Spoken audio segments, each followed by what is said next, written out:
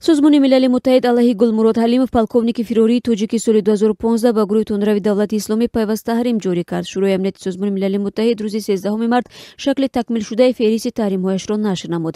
Дар ин феҳрист исми афроди нашр шудааст, ки ба созмони террористӣ эътирофшудаи Даиш ва Ал-Қоида робита доранд.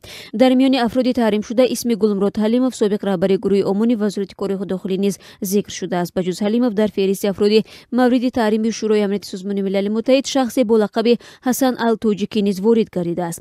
Шӯрои амнияти Созмони Милали Муттаҳид аз ҳама давлатҳои узви созмон тақозо мекунад, ки талаботи онро риоя кунанд. Ин таҳримҳо тамоми кишварҳои узви Созмони Милали Муттаҳидро ӯҳдадор мекунад, ки аз додани ҳама гуна силоҳу муҳимот, қисмҳои эҳтиётӣ ва ё кӯмаку омӯзишҳои низомӣ ба шахсони мавриди таҳрим худдорӣ варзанд. Инчунин Созмони Милали Муттаҳид аз ҳама кишварҳои узв талаб мекунад, ки ҳама гуна суратҳисоб, дороиҳо ва воситаҳои иқтисодии марбут ба шахсони зери таҳрим қарор доштаро таъҷилан мунҷамид кунанд, то афроди зери таҳрим қарор дошта минбаъд аз он истифода карда натавонанд.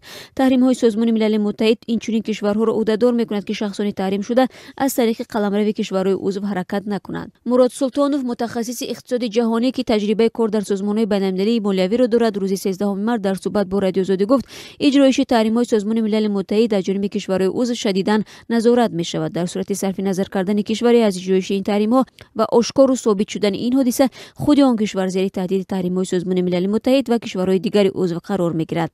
Гулмурод Ҳалимов нахустин шаҳрванди Тоҷикистон аст, ки зери таҳримҳои вижаи Шӯрои амнияти Созмони Милали Муттаҳид қарор гирифт. Ӯ моҳи апрели соли 2015 аз Тоҷикистон ғайб зад ва моҳи май бо нашри як паёми видеоӣ гуфт, ки ба Даиш пайваста аст. Як сол пас, моҳи феврали соли 2016, Ҳумайра Ромирова, ҳамсари дуввуми ӯ низ ҳамроҳ бо фарзандонаш аз Тоҷикистон фирор кард, аммо то ҳанӯз мавзӯи зинда ва ё мурда будани ӯ аз сӯи мақомот ба пуррагӣ тасдиқ ва ё рад нашудааст.